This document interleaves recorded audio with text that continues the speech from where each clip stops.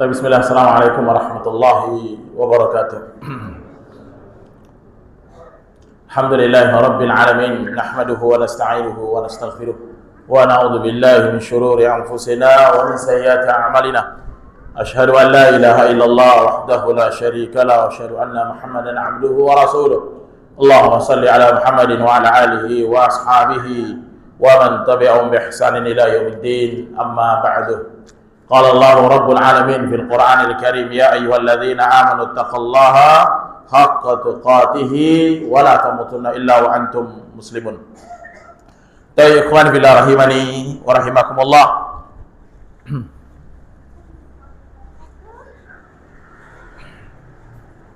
Alhamdulillah, kita bersyukur kepada Allah Rabbul Alamin dengan luasnya nikmat Allah yang Allah berikan kepada kita semuanya, sehingga antum dan saya diberikan kemudahan untuk berthalabul ilmi.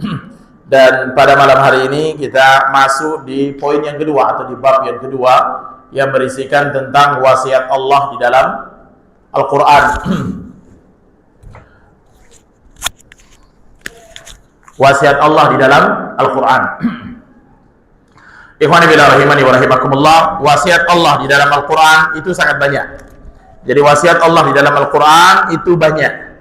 Dan kita akan bahas sekitar 30 poin wasiat Allah yang ada di dalam Al-Quran. Dan yang pertama, kita sudah bahas bahwa a'zamul wasaya, sebesar-besarnya wasiat atau wasiat yang paling besar itu adalah wasiat Allah untuk tidak melakukan kesyirikan, atau wasiat Allah yang paling besar itu adalah mentauhidkan Allah. Ini wasiat yang paling besar. Jadi antum tanya apa wasiat Allah yang pertama dan yang paling besar, itu adalah wasiat Allah kepada kita, yaitu mentauhidkan Allah dan tidak melakukan kesyirikan. Jadi antum silakan, karena saya tidak bisa panjang lebar karena target saya adalah satu kali pertemuan satu bab, satu pertemuan satu wasiat. Jadi antum masalah bab syirik silakan antum pelajari sama ustaz-ustaz yang lain. Tetapi yang antum harus pahami secara ringkas bahwa syirik itu ada syirik besar, ada syirik kecil. Ada syirik di dalam doa, ada syirik di dalam takut, ada syirik dalam tawakal, ada syirik di dalam perkara rububiyah, ada syirik dalam perkara uluhiyah, ada syirik ketika dalam doa, ada syirik dalam perkara kuburan, ada syirik, pokoknya syirik di dalam kehidupan sehari-hari itu banyak. Maka PR antum adalah mencari tahu, sehingga syirik baik dalam perkataan maupun syirik dalam perbuatan kita tahu dan kita bisa tinggalkan. Itu yang terpenting. Tetapi bab syirik ini memang perlu disekolahkan dengan rutin, perlu dikaji secara detail. Tidak hanya sekilas mengatakan jauhi syirik atau tinggalkan syirik, syirik itu dosa besar, syirik itu dosa yang paling perlu ditakuti. Itu tidak cukup untuk satu pertemuan atau dua pertemuan. Kalau perlu antum daurah dari ba'da subuh sampai isya, itu belum tentu selesai untuk mengkaji. Saking banyaknya memang pernak-pernak dan macam-macamnya bentuk syirik. Karena syirik itu bisa saja terjadi dalam perkataan, bisa saja syirik itu terjadi dalam perbuatan. Bahkan syirik itu bisa terjadi dalam hati, amalan hati. Seperti syirik dalam perkara takut, syirik dalam doa, syirik di dalam tawakal, itu bisa terjadi kesyirikan. Jadi syirikan itu dahsyat, bisa menimpa orang baik dalam masalah perkataan maupun dalam masalah perbuatan. Tapi rahimani wa rahimakumullah, kita masuk ke bab yang kedua. Wasiat Allah yang kedua yang disebutkan dalam Al-Quran surah Al-An'am di ayat 151 itu, setelah bab syirik, yaitu Allah mengatakan apa? Wabil walidaini ihsana. Apa? Wabil walidaini ihsana. Apa artinya?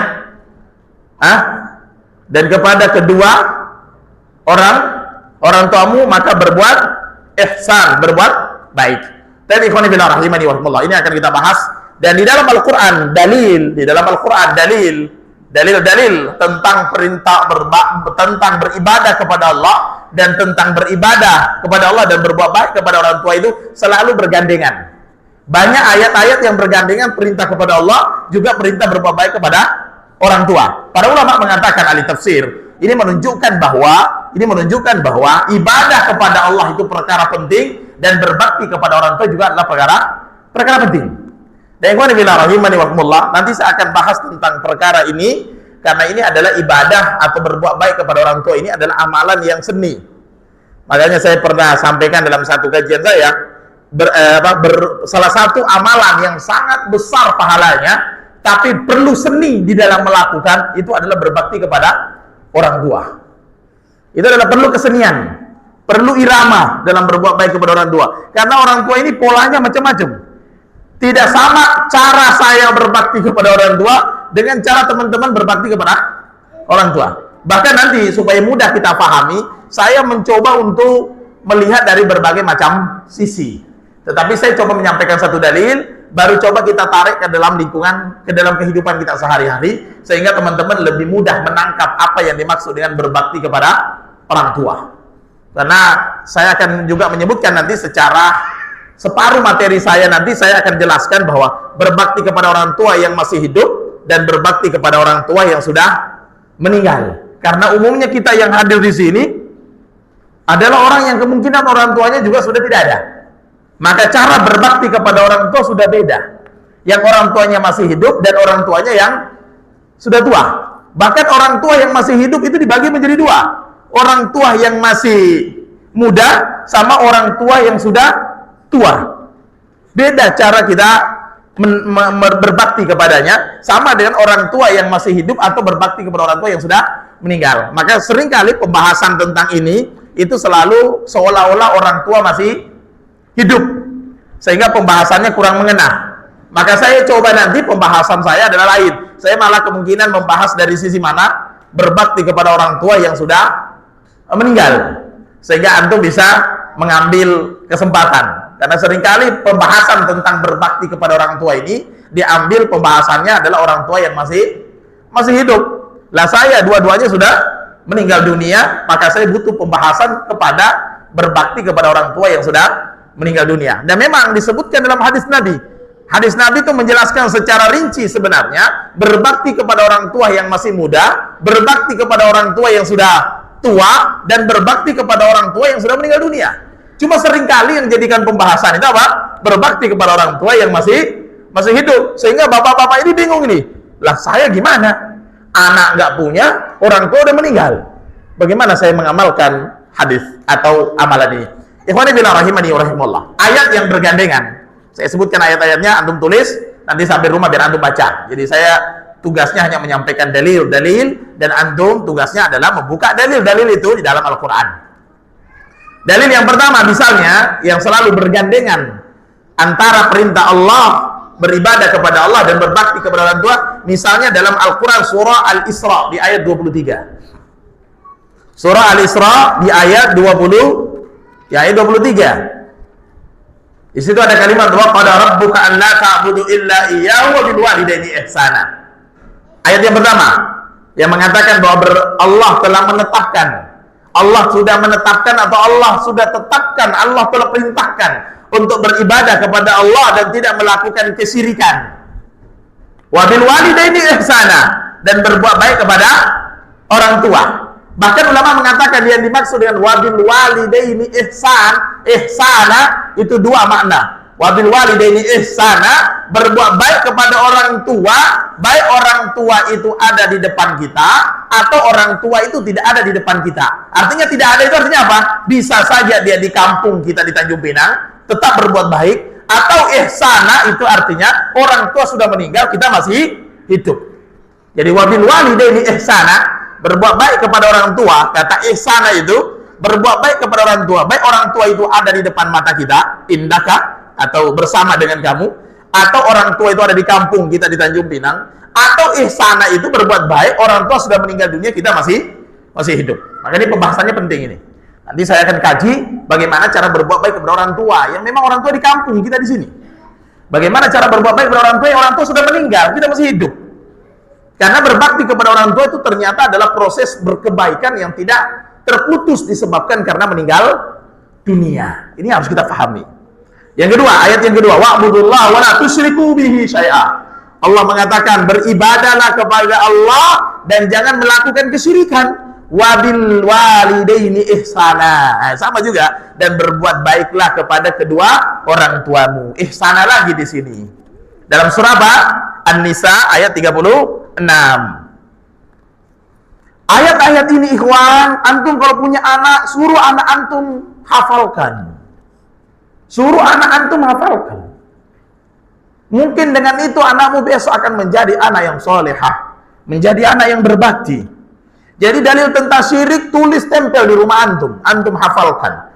Dalil tentang berbakti kepada orang tua berikan kepada anakmu. Mungkin anak kita ada yang jauh dari kita, mungkin anak kita ada yang jauh, sampaikan ayat ini. Semoga satu ayat ini menjadikan anak kita berubah dan bertaubat. Dan yang ketiga, dalam Quran surah Al-An'am ayat 151 yang sudah kita bahas, yaitu tentang jangan melakukan kesyirikan kepada Allah. Wabil walidaini ihsana, sama juga. Yaitu dalam Al-Quran surah Al-An'am ayat 151. Jadi banyak ayat-ayat yang menggandengkan antara apa? Tentang perkara tauhid dan perkara berbakti kepada orang tua. Ikhwani fillah rahimani wa rahimakumullah, ini menunjukkan yang ingin saya sampaikan kepada antum bahwa ini wasiat kedua di dalam Al-Quran. Wasiat pertama tentang tauhid, wasiat pertama tentang berbakti kepada orang tua.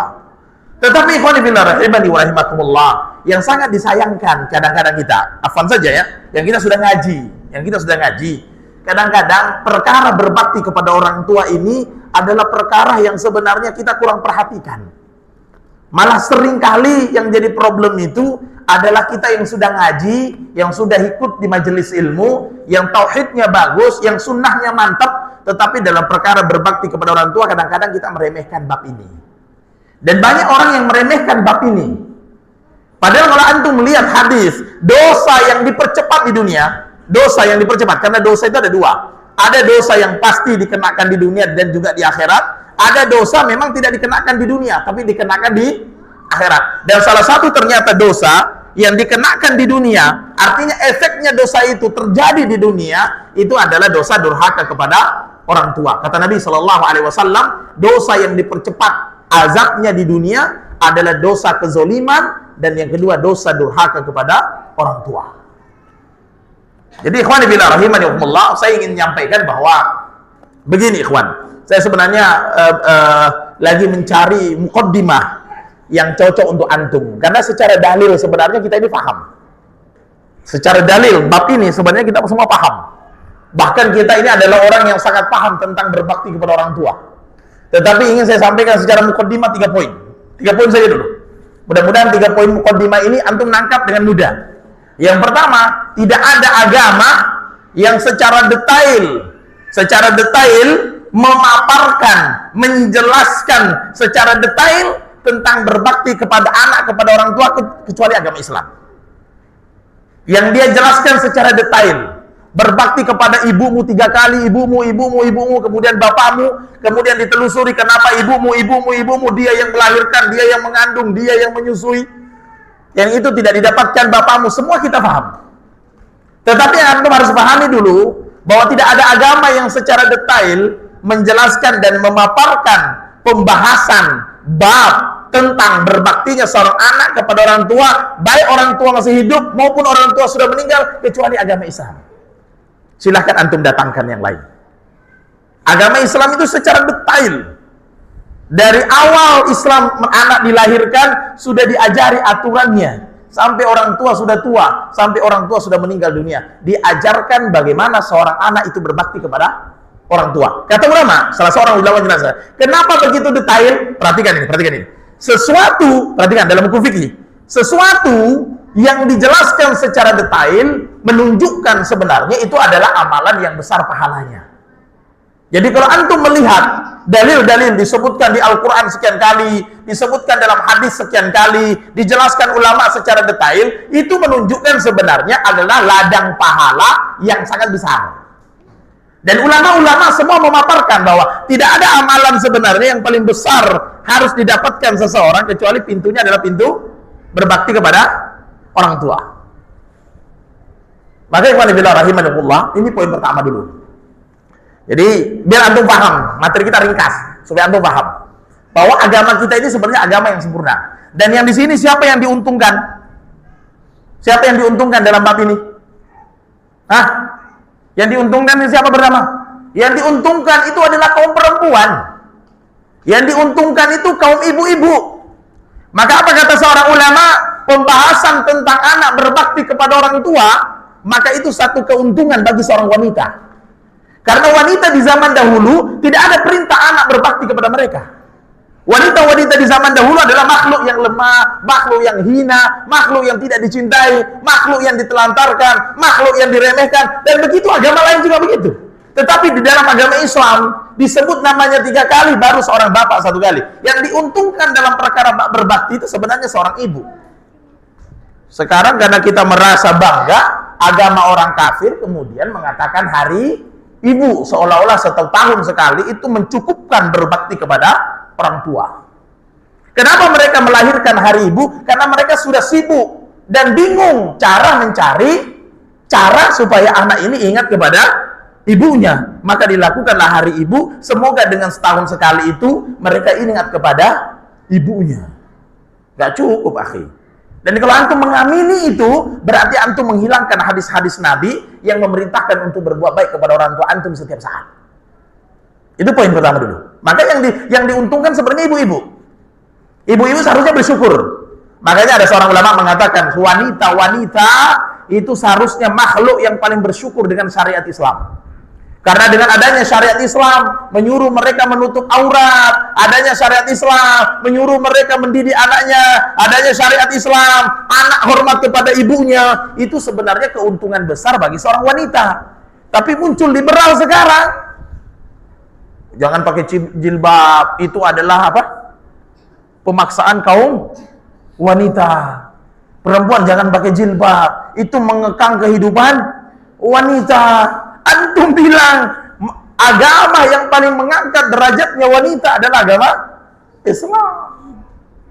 Ya, ini poin pertama dulu. Maka ajarkan kepada istrimu, istri antum. Antum bersyukur dengan adanya Islam, bab berbakti kepada orang tua. Karena kamu yang paling pertama merasakan.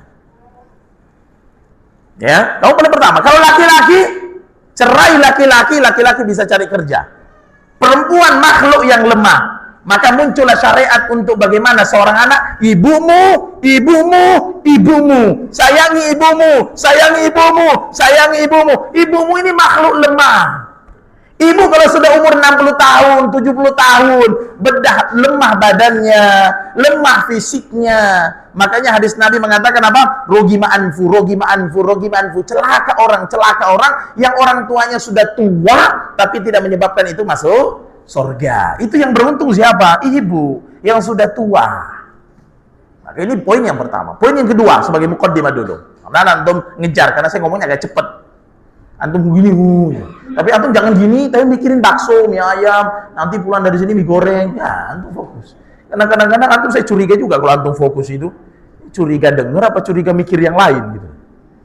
Yang kedua, bab berbakti kepada orang tua adalah bab yang kebaikannya itu melahirkan kebaikan berikutnya. Dan ini katakan para ulama. Artinya, kalau antum berbuat baik kepada kedua orang tuamu hari ini, maka anak yang kamu lahirkan akan juga berbuat baik kepada engkau. Ya, makanya wabillahi rahimani warahmatullah. Kenapa di dalam agama Islam itu untuk yang bujang-bujang ini, kenapa di dalam agama Islam itu bagaimana yang bujang mencari istri yang soleha? Karena kata ulama supaya dia bisa mendidik anaknya berbakti kepada orang tuanya. Makanya ada kisah yang masyhur ya, yang kita dengar siapa? Laki-laki yang dibawa kepada Umar ibnu Khattab. Katanya bapaknya, anaknya yang durhaka. Ternyata yang durhaka siapa?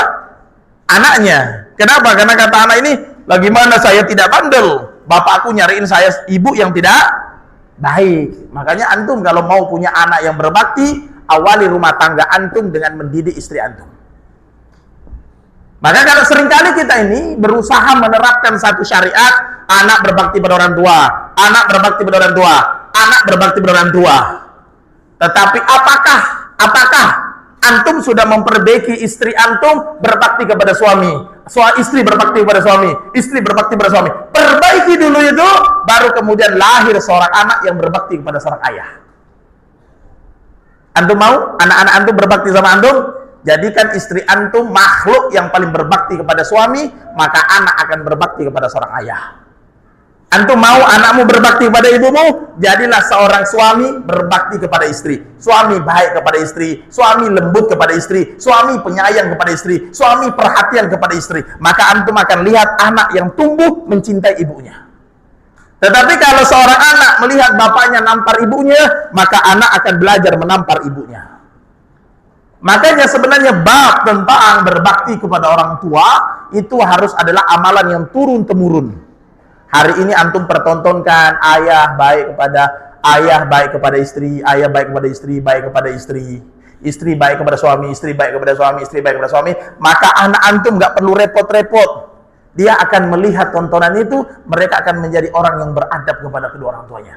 Dan setelah itu antum meninggal, mereka besar akan melahirkan cucu yang berbakti kepada orang tuanya. Mereka meninggal melahirkan cicit yang berbakti kepada orang tuanya. Terus menerus. Makanya kalau hari ini ada anak yang tidak berbakti kepada orang tuanya, seperti kisahnya Umar bin Khattab. Didatangi bapak-bapak, "Pak, anak saya ini kurang ajar. Anak saya ini bandel." Maka Umar bin Khattab mengatakan, "Sini fulan, sini. Kamu kenapa nggak berbakti sama orang tuamu?" Kata dia, "Gimana saya mau berbakti? Ibu saya saja jelek. Gimana saya mau berbakti? Nama saya aja dikasih nama yang jelek. Gimana saya mau berbakti? Dia nggak pernah ngajari saya hal-hal yang baik. Lah gimana saya mau baik?" Maka apa kata Umar ibn Khattab? "Wahai bapak sini, sebelum anakmu durhaka sama engkau terlebih dahulu durhaka kepada anakmu." Gitu. Jadi memang kalau antum mau menerapkan berbakti anak kepada orang tua, khususnya antum masih punya anak di rumah, udahlah antum awali dulu, ajari mereka tentang suami menghargai istri, istri menghargai suami. Kalau seorang suami di dalam rumahnya dia sudah memberikan contoh bagaimana seorang istri kalau dipanggil, dia panggil istrinya dengan yang atau mama, atau ibu, atau bunda, atau umi, lembut dia manggil istrinya. Maka anak mengatakan, "Bapakku saja yang sesanger-sanger itu, seserem-serem itu, dia bisa lembut kepada ibu saya. Lah bagaimana saya ada seorang anak, pasti saya juga lembut kepada ibuku." Karena seorang istri manggil suaminya ayang, papi, abah, abi, lembut dia. Maka seorang anak mengatakan, "Apa alasan saya tidak berbakti kepada ayahku? Bukankah ibuku yang cantik? Bukankah ibuku yang besar?" Bukan gemuk ya. Antum berpikir, wah, besar, gemuk. Apa alasan saya untuk tidak berbakti kepada ayah saya? Tetapi kalau istri sudah sadis kepada suami, makanya ada penyair mengatakan, kalau istri sudah kasar kepada suami, selama-lamanya kamu jangan pernah mengharap anakmu takut kepada orang tuanya. Nggak akan pernah. Kenapa? Lah kamu saja yang begitu hebat, bisa berani dengan suamimu, bagaimana seorang anak tidak lebih berani? Nah, gitu. Jadi kalau antum mau turun-temurun keluarga yang saling berbakti, maka ajari berbakti. Makanya dulu ada yang mengatakan, kenapa Nabi Ismail kok berbakti sekali dia mau disembelih? Sampai kalau antum ke Mekah, tempat tuguhnya itu masih jadi monumen bersejarah. Sampai hari ini orang berbakti kepada Allah dengan cara menyembelih kurban. Kenapa antum tinggal cuma mikirin Ismail mau disembelih? Kenapa antum nggak pernah mikir bagaimana ibunya juga siap taat kepada suaminya ketika ditinggal di samping Ka'bah? Ketika Nabi Ibrahim berjalan dari Palestina, dia letakkan istrinya di mana? Inda Baitikal Muharram. Diletakkan istrinya di padang tandus, nggak ada apa-apa. Padahal punya bayi yang baru berumur 1 bulan, nggak ada makanan, nggak ada supermarket, Alfamart, Indomaret, Isana, nggak ada semua itu. Mau moyo apalagi nggak ada ketika itu. Dia letakkan istrinya di situ, balik dia. Balik. Cuma ada seorang istri tanpa rumah, tanpa apa-apa, ketaatannya itu, kata ulama, ketaatan seorang istri yang dahsyat kepada Nabi Ibrahim, melahirkan seorang anak namanya Ismail. Dahsyatnya ketaatan kepada orang tuanya, sampai ketika mau disembelih mengatakan, "Ya abati if'al ma tu'maru satajiduni insyaallah minas sabirin." Wahai bapakku, kalau kamu mau menyembelih saya karena perintah Allah, sembelihlah saya. Satajiduni insyaallah minas sabirin. Saya sabar insyaallah. Antum jangan mikirin, "Oh, Ismail itu taat loh sama orang tuanya." Kenapa antum nggak pernah jelaskan, wahai para istri, bahwa taatnya Nabi Ismail itu kepada orang tuanya berawal dari seorang istri yang taat kepada Suaminya. Maka kalau sekarang ikhwan, istri-istri antum tidak taat sama antum jangan terlalu banyak mengharap anak antum berbakti pada orang tua. Jangan terlalu pede lah. Pesantren manapun antum masukkan sama saja. Sama. Tapi kalau antum mau, Ustaz, anakku besok saya mati, didoain dari dunia. Ustaz, saya besok mati, dikafani oleh anakku, dikuburin oleh anakku, disolatkan oleh anakku. Awali suami istri saling taat, saling berbakti di antara mereka berdua, lahir anak-anak yang soleh. Itu poin kedua dulu. Supaya antum jangan anaknya dipompa menjadi anak yang berbakti, tapi orang tuanya tidak introspeksi diri. Ini yang repot. Sekarang kan banyak begitu. Pondok-pondok itu banyak gitu. Anaknya dipaksa baik, suami istri berantem terus. Sampai punya ring tinju di rumahnya. Gitu. Jadi jangan mengharap. Saya bilang sama istri saya, kalau anakmu mau taati saya, besok anakmu taat kepada saya. Lah bagaimana sekarang? Suami sudah gak ada harganya. Suami gak ada nilainya. Suami sering diomelin istri. Suami sering dikucilkan istri. Terus anak, antum mau suruh taat kepada bapak? Ya nggak mungkin. Bapak itu sudah nggak ada kehormatannya lagi. Saking seringnya diomel-omel sama istri. Istri antum suka ngomel? Oh, kalau antum nggak bisa jawab, udah tahu jawabannya saya. Antum nggak mau berbohong masalahnya. Jadi saya udah tahu jawabannya. Itu poin kedua dulu. Ini badannya besar nih. Pelatih voli, atlet. Badan besar, gagah, ganteng, tinggi. Antum sering diomelin istri? Oh enggak? Alhamdulillah. Istri antum ikut? Nama antum siapa? Nah, maksudnya saya perdengarin ke situ gitu loh. Bapaknya Faruk ya? Bapaknya Faki. Nggak pernah diomelin istri? Alhamdulillah. Kalaupun iya, insya Allah malam ini istri antum taubat. Karena antum tutup aibnya dia. Tapi kalau tidak, insya Allah dia makin soleha, insya Allah. Iya. Saya itu lucu memang, dengar ikhwan sudah ngaji, tapi rumah tangganya suka berantem. Itu kasihan.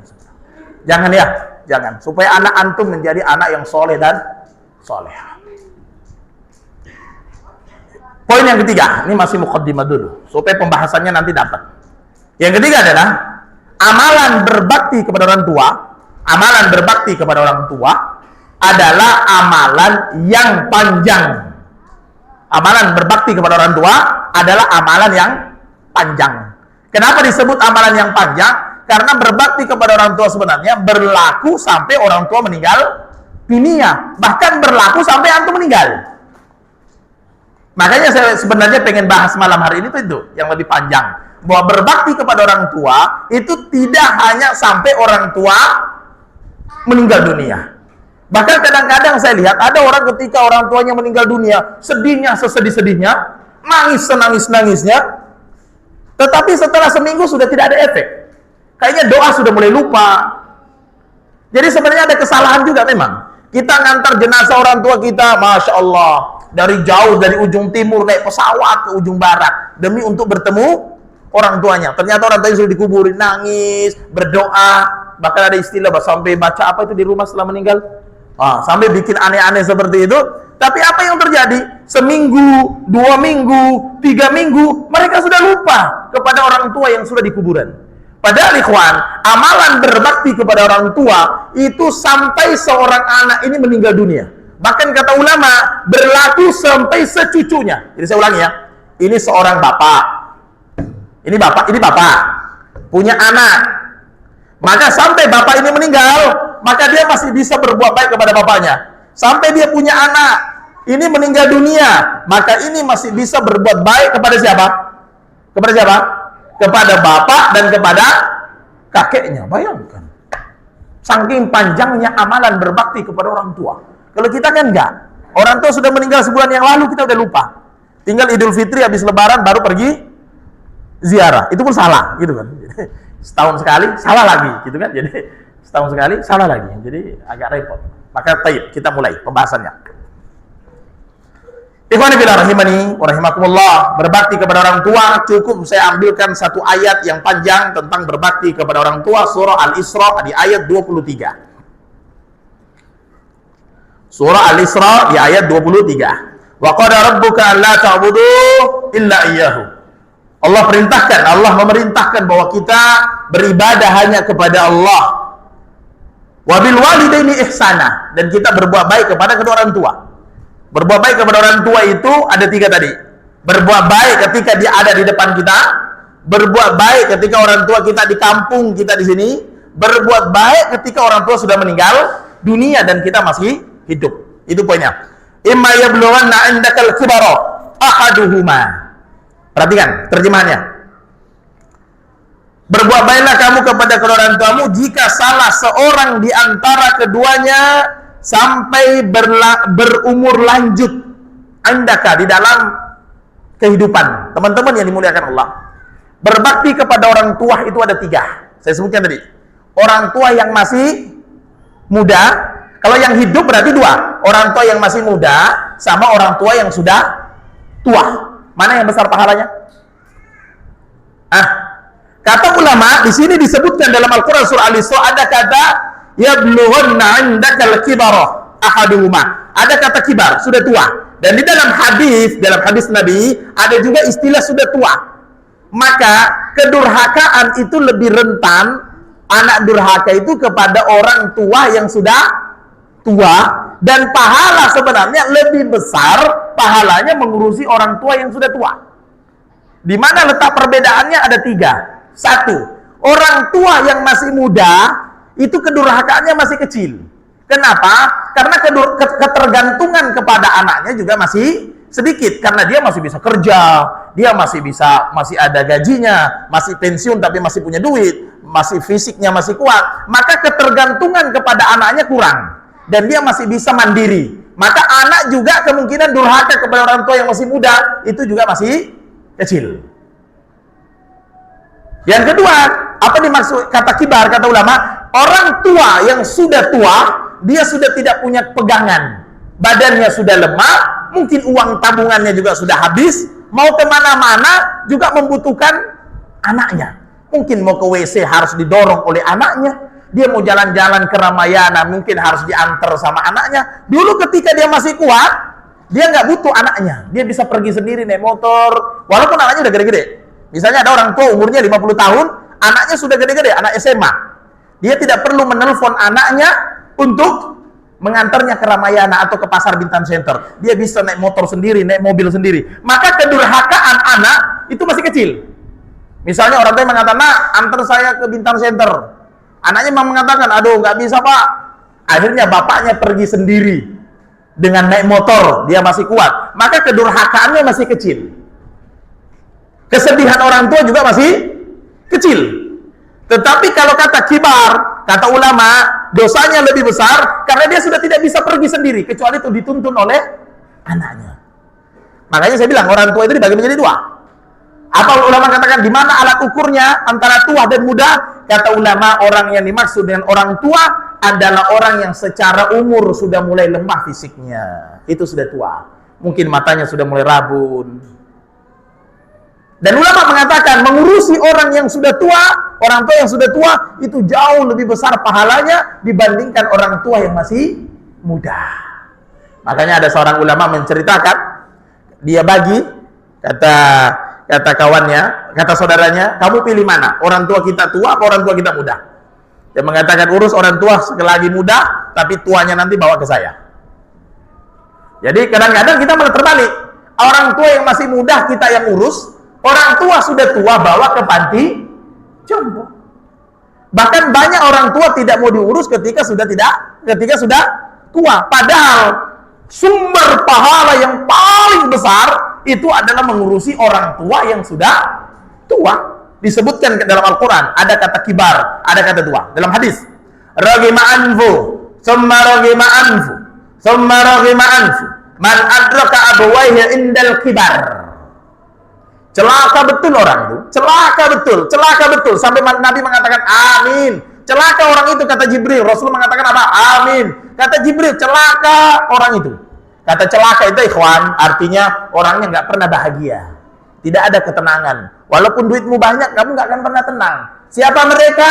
Man adraka abawaihi indal kibar. Siapa yang hidupnya sempat bertemu dengan orang tuanya sudah dalam keadaan lanjut usia, sudah tua dan dia masih hidup. Antum mungkin sudah badan antum kuat, rezeki antum bagus, jabatan antum ada, orang tua antum sudah tua, antum sempat bertemu mereka. Kecuali saya, bapak saya meninggal ketika saya masih kelas 5 SD. Jadi belum merasakan namanya orang tua yang sudah tua.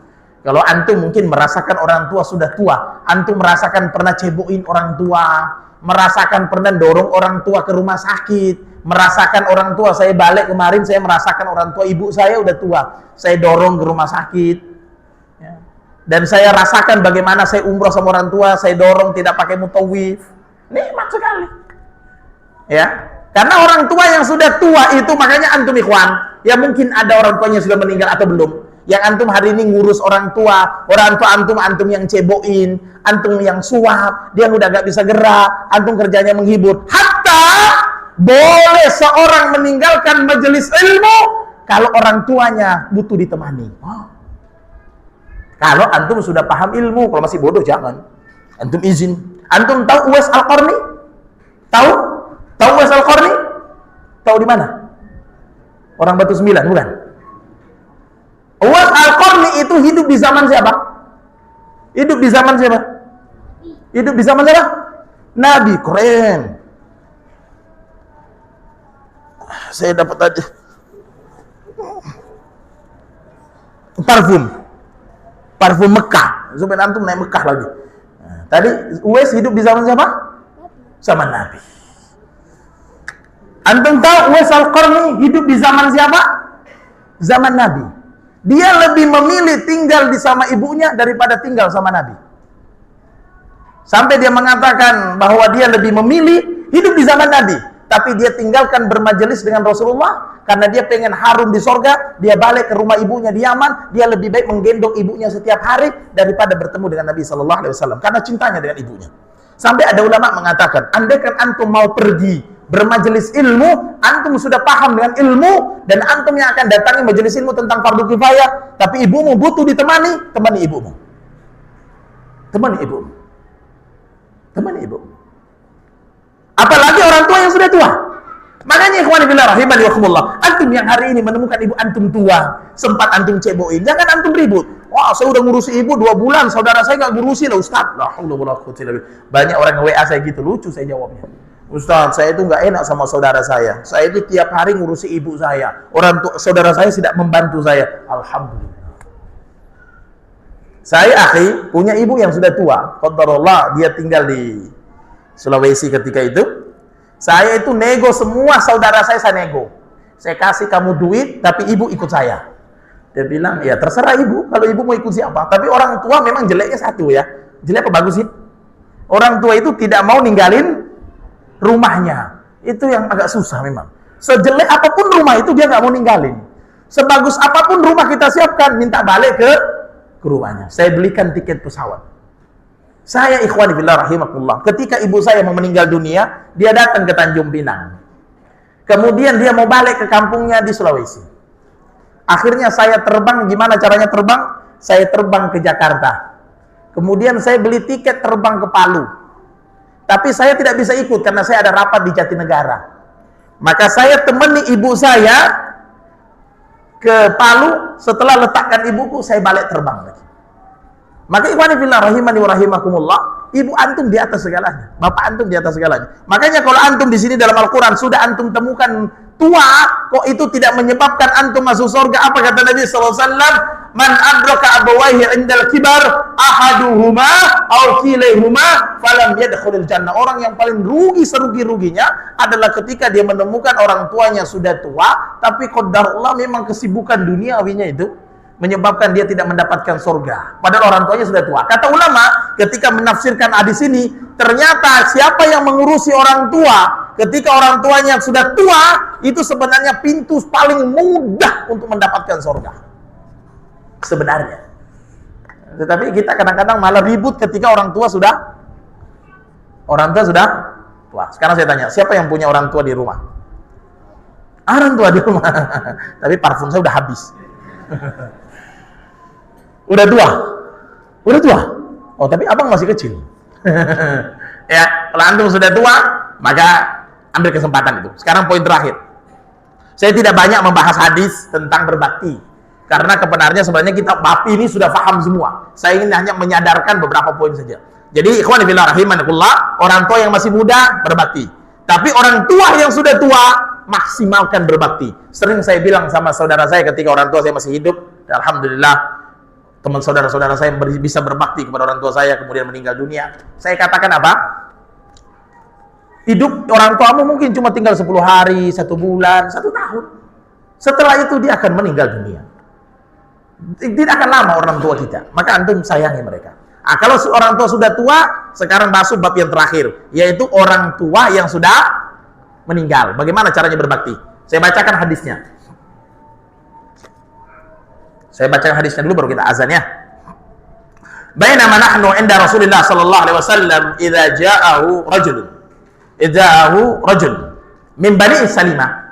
Ada ketika Nabi sallallahu alaihi wasallam menjelaskan, Abu Said mengatakan bahwa ketika sedang duduk-duduk ada seorang laki-laki datang kepada Nabi sallallahu alaihi wasallam. Faqala ya Rasulullah, dia mengatakan, ya Rasulullah, al-baqiya min birri abwayya syai'un abarruhuma bi ba'da mautihima. Dia mengatakan, ya Rasulullah, bagaimana kalau orang tua saya sudah meninggal? Apakah masih tersisa untuk saya cara berbakti?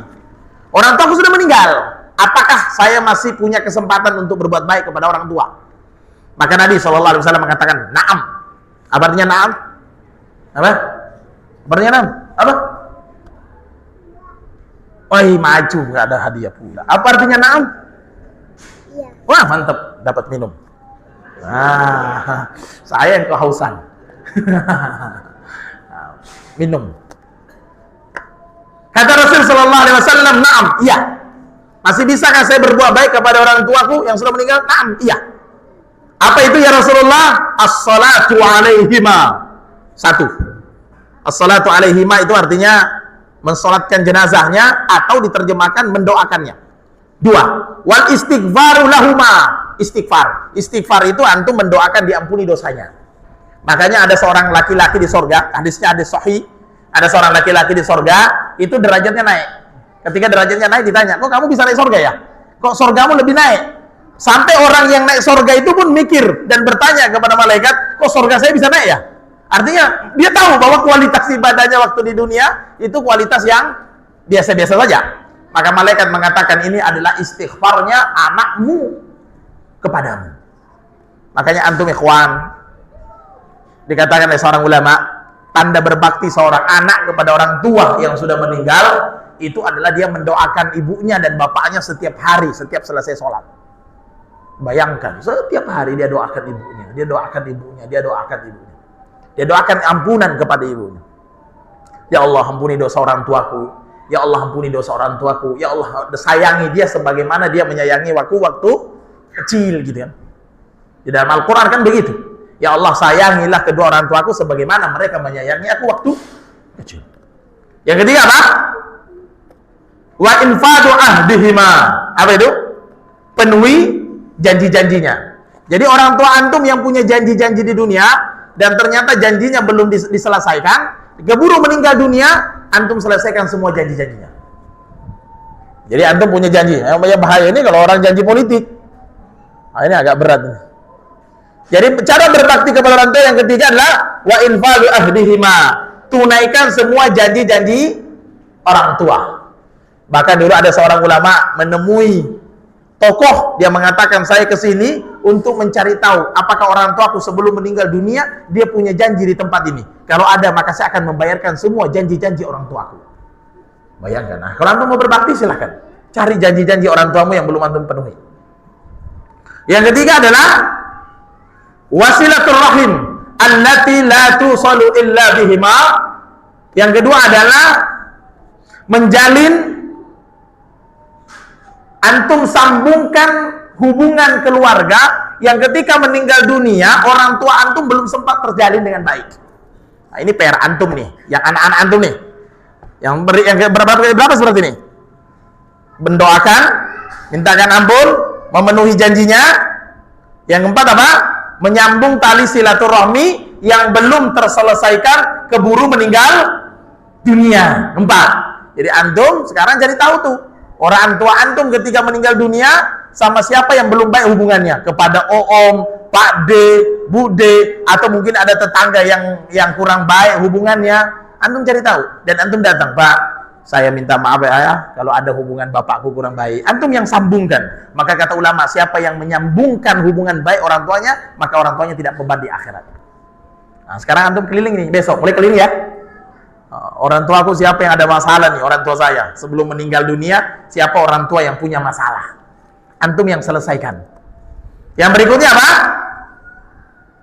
Wa ikramus shadiqihima, yaitu antum menghormati. Ini yang jarang sekali antum terapkan, ikhwan. Apa itu? Wa ikramus shadiqihima, muliakan teman bapak antum. Bahkan dalam hadis tadi saya sampaikan setelah azan, bagaimana para sahabat Nabi kalau dia bertemu lalu dia mengatakan, kamu anaknya siapa? Dia bilang, bapakku namanya ini. Maka sahabat Nabi langsung pulang ke rumah, dia berikan sesuatu yang bisa diberikan kepada si fulan. Kenapa? Karena si fulan ini dulu teman siapa? Teman bapakku. Jadi kadang-kadang kata ulama, cara berbakti itu memuliakan temannya bapak. Nah, sekarang antum punya bapak antum masih hidup? Oh masih. Siapa yang bapaknya udah meninggal? Nah, bapakmu udah meninggal? Angkat tangan lagi. Nanti bapaknya marah. Siapa yang bapaknya udah meninggal? Udah? Masih ada? Masih. Siapa yang udah? Antum udah meninggal? Antum dari sini, antum masuk. Siapa kawan baik bapak saya sini? Langsung antum belikan dia martabak. Tinggal antum ngaku, tapi jangan bohong. Antum ngaku, Pak, saya teman bapakmu dulu, teman berjamaah sholat. Antum langsung belikan dia martabak. Seharusnya begitu. Dan itu termasuk tanda berbaktinya anak kepada orang tua. Barakallahu fiik. Azan saya tambah 10 menit. Nah, panitia boleh minta air nggak ya?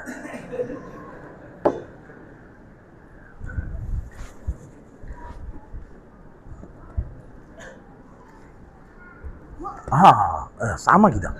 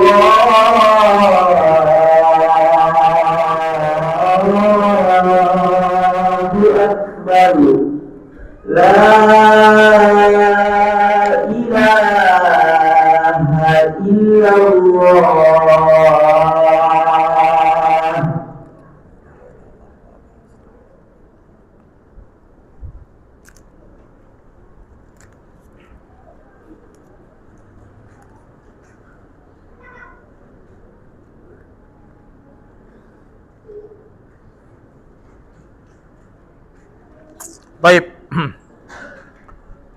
Alhamdulillah.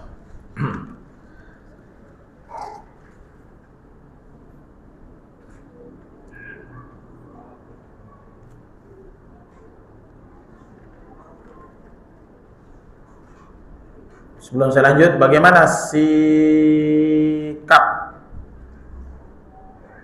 laki-laki antara berbakti pada orang tua yang kita cintai dan istri yang kita sayangi? Baik, yang pertama, ikhwan fillah rahimani wa rahimakumullah, salah satu bentuk durhaka pada orang tua adalah ketika kamu masih mengutamakan istrimu di atas orang tuamu. Itu ditulis oleh ulama salaf dalam buku mereka. Salah satu bentuk durhaka adalah ketika kamu masih mengistimewakan istrimu dibandingkan orang tuamu. Bahkan ketika yang paling menyedihkan itu kasus seorang ayah kalau pinjam duit jawabannya, "Iya Pak, saya tanya istri saya dulu boleh apa?" Tidak, ini jangan ikhwan, jangan. Tapi kalau yang bertanya ini mungkin bagaimana sikap laki perempuan, beda. Kalau sikap perempuan antara suami dan orang tua. Tapi kalau antum tanya istri antum dan orang tua, sebenarnya begini, bisa didudukkan dua-duanya. Bisa didudukkan. Antum tetap menyayangi istri antum. Bahkan ketika saya ditanya, "Ustaz, bagaimana cara saya mendudukkan suami dan bapakku?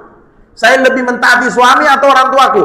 Suamimu taati nomor satu, tapi suamimu jangan menghalangi kamu berbakti kepada orang tuamu. Paham? Dan sering saya bilang, wahai para suami, jangan halangi istrimu berbuat baik kepada orang tuanya. Kalau perlu antum mengatakan, "Wahai istriku, mau gak saya antar ke rumah orang tuamu biar kamu berbakti kepada orang tuamu?" Sebenarnya jangan dipisahkan, apalagi ini. Bagaimana sikapnya laki-laki berbakti antara istri yang disayangi sama bapak yang dicintai. Bapakmu cintai, taati. Istrimu tetap kamu sayangi. Jangan pernah beranggapan bahwa dengan mentaati suami, mentaati orang tua seolah-olah tidak mentaati istri. Dudukkan masing-masing pada porsinya. Dudukkan masing-masing pada porsinya, selesai. Saya punya istri juga. Dan istriku punya orang tua juga, saya berikan ruang mereka untuk berbakti kepada orang tuanya. Ya, ketika saya punya orang tua, saya juga bisa mendudukkan kapan saya mencintai istri, kapan saya berbakti kepada orang tua. Itu aja sebenarnya.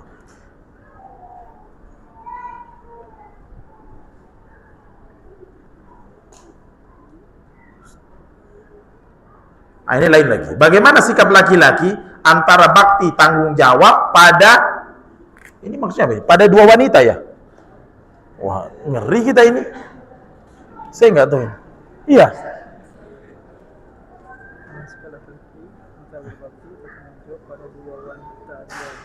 Hah?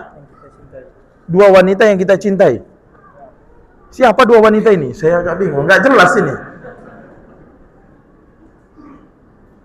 Yang kita cintai ibu atau istri? Ya sama, ibumu tetap kamu selamanya. Anak laki-laki itu ibunya, istrinya pada posisi yang lain. Dan mencintai begini, tinggal antum aturlah. Orang tua juga kan tidak butuh dicintai sehingga kamu ninggalin istri kita kan? Istri juga kamu cintai, dia juga tidak menyuruh untuk meninggalkan orang tuanya kan? Kecuali istri antum memang, maaf tanda kutip, dia buruk, mengatakan cintai aku tinggalkan orang tuamu, ceraikan dia. Kan gitu. Ustadz, berapa orang tua disebut termasuk usia senja? Ya itu tadi saya bilang, berapa umur orang tua disebut usia senja? Kata ulama adalah kalau ibu-ibu dianggap senja itu ketika dia menopause. Ada yang mengatakan ketika fisiknya sudah mulai lemah. Baik, dia, saya lanjutkan sedikit. Jadi tentang berbakti kepada orang tua yang sudah meninggal dengan catatan itu tadi. Yang pertama adalah mendoakan, kedua adalah dengan cara memohonkan ampun, yang ketiga adalah penuhi janji-janjinya, yang keempat adalah menyambung tali silaturahmi kepada yang belum terjalin keburu meninggal dunia. Apalagi di zaman dahulu ada istilah terputus hubungan silaturahmi. Wah, itu sering sekali terjadi. Bapak kita meninggal nggak berteguran sama tante kita, sama om kita, sama pak de kita. Antum sebagai anak selesaikan, antum yang pergi selesaikan. Tidak perlu cari tahu, kan bapakku nggak salah Ustadz, yang salah bude saya. Nggak usah antum cari tahu siapa yang salah. Antum katakan saya anaknya si fulan. Oh kamu ya? Iya.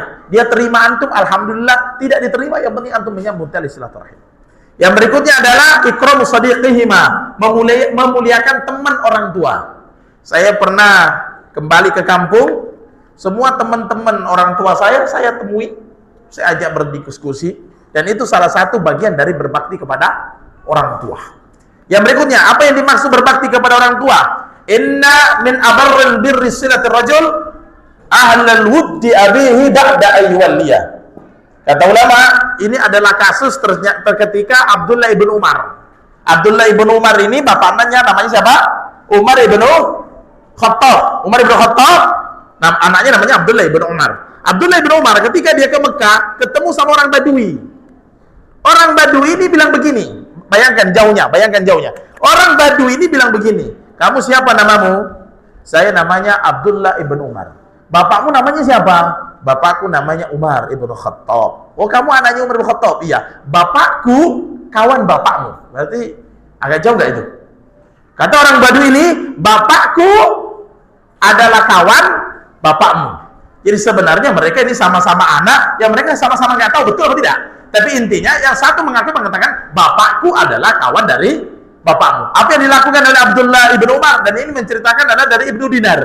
Ibnu Dinar yang menceritakan bagaimana Abdullah ibn Umar ketika itu langsung turun lalu mengatakan, "Fulan, kamu anak dari kawan bapakku?" "Iya." "Kalau begini, ini onta, kamu ke keledai. Ini keledai untuk kamu dan ini sorban untuk kamu." Dia buka sorbannya, kemudian ini sorban untuk kamu dan ini keledai untuk kamu. Setelah pergi, Abdullah ibn Dinar mengatakan, "Kenapa kamu kasih ke dia?" Apa kata Abdullah ibn Umar? Dan ini hebatnya para ulama dahulu. Apa kata Abdullah ibn Umar? Karena saya mendengar Rasulullah bersabda. Apa kata Rasulullah? Min abarri birri silatur rajul. Tanda baiknya seorang anak berbakti kepada orang tua adalah ketika dia berbuat baik kepada anak dari bapak yang bapak itu adalah kawan dari bapaknya. Antum bisa amalkan ini? Abdullah ibn Umar langsung to the point diamalkan hanya karena mendengar Nabi SAW bersabda tentang itu. Bahwa tanda berbakti seorang anak adalah menyambung tali silaturahmi, berbuat baik kepada kawan, keluarga dari kawan bapak, keluarga dari kawan bapakmu. Coba bayangkan. Antum bisa amalkan malam ini? Bisa? Antum beli martabak? Antum tahu bahwa di pojok sana, di kampung sana, di jauh sana, di pulau sana ada kawan yang dulu kawan bapakku. Antum beli martabak, beli beras 2 kilo, bawa minyak goreng, bawa ke kampungnya. "Pak, bapak kawan bapakku?" "Iya." "Ini saya bawa sedikit, Pak." "Kamu siapa?" "Saya anaknya bapak ini." "Oh, Masya Allah." Antum sambung silaturahmi. Apalagi kalau antum bisa mendakwai dengan dakwah sunnah, Masya Allah, ada buah dakwah yang bagus, kan seperti itu. Maka kalau seandainya pemuda-pemuda dan orang tua ini bisa mengamalkan poin ini, Masya Allah, dahsyat sekali. Antum berbuat baik kepada orang tua antum yang sudah meninggal dengan cara apa? Menyambung hubungan dengan kawan bapak. Nanti akan banyak di Tanjung Pinang ini ngaku-ngaku, "Saya kawan bapak kamu." Nah, itu mana martabaknya, gitu kan? Ya, amalkan ikhwan. Orang tua antum insya Allah senang. Yang terakhir, apa yang bisa kita lakukan apabila orang tua kita sudah meninggal dunia? Terakhir adalah kisahnya dari Abdullah bin Abbas ketika Sa'ad bin Ubadah. Sa'ad bin Ubadah meninggal orang tuanya, ibunya meninggal dunia, kemudian dia datang kepada Rasulullah. Dia mengatakan, "Ya Rasulullah, tufiyat ummuhu wa huwa ghaibun anha." Dia mengatakan menjelaskan bahwa Sa'ad bin Ubadah ini meninggal ibunya, dan ketika meninggal ibunya dia tidak sempat hadir. Mungkin karena belum ada transportasi cepat. Ketika ibunya meninggal, sudah selesai dikuburkan, dia baru sampai di kampungnya. Lalu sahabat ini mengatakan, "Ya Rasulullah, inna ummi tufiyat wa ana ghaibun anha." Ya Rasulullah, ibu saya meninggal dunia, dan ketika meninggal saya nggak sempat bertemu. Mungkin dia merasa bersalah. Lalu dia mengatakan apa? Ayan fa'uha syai'un in tasaddaqtu bihi anha. Perhatikan ini, dia mengatakan, "Ya Rasulullah, apakah bermanfaat? Apa yang bermanfaat yang bisa saya kerjakan? Apakah bermanfaat kalau saya bersedekah atas nama ibu saya?" Maka ini penjelasan para ulama, boleh bersedekah atas nama orang tua yang sudah meninggal dunia. Maka dia mengatakan, Rasulullah mengatakan apa? Naam. Apa artinya tadi naam? Tapi airnya sudah habis. Sudah dapat air tadi ya? Oke, cukup. Qala na'am, iya. Maka dia mengatakan, qala fa inni, maka apa kata Sa'ad bin Ubadah? Fa inni ushiduka annaha ital mihraf sadaqatun alaiha. Lalu dia mengatakan, "Ya Rasulullah, kalau begitu saya siap bersedekah. Ini kebun milik saya sedekahkan kepada engkau ya Rasulullah atas nama ibu saya." Maka ikhwan, kalau kita kemudian menggaris bawahi, berarti ibu antum meninggal dunia, bapak antum meninggal dunia, banyak hal-hal yang bisa dikerjakan. Itu saja. Tetapi ingat, antum jangan mengatakan kepada anak antum, "Nah, saya tidak mau sedekah, yang penting ketika saya meninggal dunia kamu sedekah." Karena ikhwan, sedekah itu tentang orang tua ini dibagi menjadi 3. Orang sedekah itu ada 3. Sedekah ketika masih hidup itu dibagi menjadi 2. Sedekah ketika kita sudah mati itu tinggal 1. Kalau sedekahnya orang hidup itu 2. Sedekah ketika dia sehat sama sedekah ketika dia sakit. Kata Nabi SAW, sedekah yang paling baik itu adalah sedekah ketika dalam kondisi sehat. Maka sebaik-baik sedekah itu sedekah waktu sehat. Sedekah yang kedua, sedekah waktu sakit, itu sudah kurang bagus kualitasnya. Karena niatnya sudah lain itu. Sudah lain. Maka sedekah itu ada 3. Sedekah waktu sehat, itu sedekah paling bagus. Sedekah yang kedua, sedekah ketika sakit. Yang ketiga adalah sedekah ketika sudah meninggal dunia. Itu sedekah dari anaknya. Mana sedekah yang paling bagus? Sedekah dari anak waktu meninggal, sedekah waktu sakit, sedekah waktu sehat. Yang paling bagus adalah sedekah waktu sehat. Makanya antum kalau sehat sedekah. Maka orang yang paling cinta dunia ketika itu dia sedekah lebih keren. Orang yang sehat dia sedekah itu lebih keren. Tapi kalau sudah sakit kurang keren. Yang kedua, anak yang bersedekah untuk orang tuanya tidak sebagus pahala orang yang bersedekah untuk dirinya sendiri ketika masih hidup. Ini ya. Jadi kawan, yang malam ini saya bagi menjadi 3 sebelum saya tutup. 1, bagi orang tuanya yang masih muda, silahkan antum berbakti kepada orang tua. Orang tua yang sudah tua, silahkan antum rebutin orang tua itu. Antum bawa ke rumah antum. Antum yang ngurusi. Dan bahkan di dalam Al-Quran surah Al-Isra tadi, yang saya baca tadi, ya ayat 23 sampai kemudian ayat 24, itu bahkan kalau orang tuamu sudah tua, maka berkatalah dengan perkataan yang baik, perkataan yang santun, dan rendahkan dirimu serendah-rendahnya. Apa artinya serendahkan dirimu? Sampai ada seorang ulama mengatakan, jangan suruh orang lain mengurusi orang tuamu. Jangan antum merasa kaya, Ustaz, tapi orang tuaku di panti jompo, Ustaz. Saya bayar panti jompo itu 5 juta per bulan. Saya bayar sister sekian juta untuk ngurusi ibu saya. Jangan. Bahkan ada seorang ulama menjelaskan begini. Orang tua yang sudah tua, jangan mau diurus oleh orang lain. Misalnya, contoh, antum mengantar ibumu ke rumah sakit. Maka antum jangan suruh dokter yang dorong kursinya, tapi antum yang dorong. Kalau orang tua antum sudah tua. Kalau misalnya dia mau cebok, jangan orang lain yang cebok, antum bilang biar saya yang cebok. Makanya kalau ada orang tua, saya lucu sekarang gini, kalau orang tua sudah meninggal, baru rebutan. Mandiin, apalagi?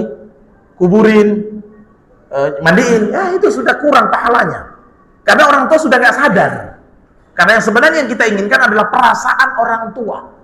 Maka kalau orang tua antum, dalam Al-Quran surah Al-Isra, rendahkan dirimu di depan orang tua, kata ulama mengatakan, kalau seandainya kamu punya sopir, maka kamu yang nyopiri orang tuamu, jangan sopir. Kalau orang tua mau didorong, kamu yang dorong. Kalau dia mau cebok, kamu yang cebok. Jangan suruh orang lain. Maka yang masih muda orang tuanya berbakti, yang sudah tua, antum ambil alih saja. Kalau antum mau pahala, antum rebutan sama saudaramu yang lain, antum ambil alih. Dan jangan pernah masukkan orang tua di panti jompo. Jangan. Saya pernah ke panti jompo dikawal itu nangis, Pak. Ya Allah, kemana orang tua? Jangan. Dosanya besar. Jangan. Mending antum urusi sendiri. Dan yang ketiga apa? Berbakti kepada orang tua yang sudah meninggal dunia. Apa tadi? Ada 5. 1, mendoakan. Yang kedua, doa istighfar. Yang ketiga, menyambung tali silaturahim. Yang keempat apa? Berhubungan baik dengan sahabatnya. Dan yang ketiga adalah memuliakan orang yang pernah berurusan dengan orang tua kita. Mudah-mudahan itu bisa diamalkan. Dan yang terpenting, doakan orang tua antum. Mudah-mudahan orang tua kita yang sudah meninggal dunia diluaskan kuburannya, diampuni dosa-dosanya, dan diberikan kebaikan. Dan mudah-mudahan orang tua kita yang saat ini sedang sakit dan sudah tua, target antum cuma 1, doakan mereka supaya mereka mati di atas Islam. Doakan orang tua antum yang sekarang sudah tua, mudah-mudahan mereka matinya di atas iman, matinya di atas kalimat la ilaha illallah, matinya di atas tauhid, matinya di atas kalimat la ilaha illallah. Yang orang tuanya masih muda, mudah-mudahan dia bisa ikut ngaji sebelum meninggal dunia. Mudah-mudahan dia bisa pakai jilbab sebelum meninggal dunia. Mudah-mudahan bisa pakai hijab sebelum meninggal dunia. Mudah-mudahan dia paham tauhid yang benar baru dia meninggal dunia. Itu kewajiban antum sekarang dan kewajiban kita semuanya. Subhanakallahumma wa bihamdik asyhadu an la ilaha illa anta astaghfiruka wa atubu ilaik. Assalamualaikum warahmatullahi wabarakatuh.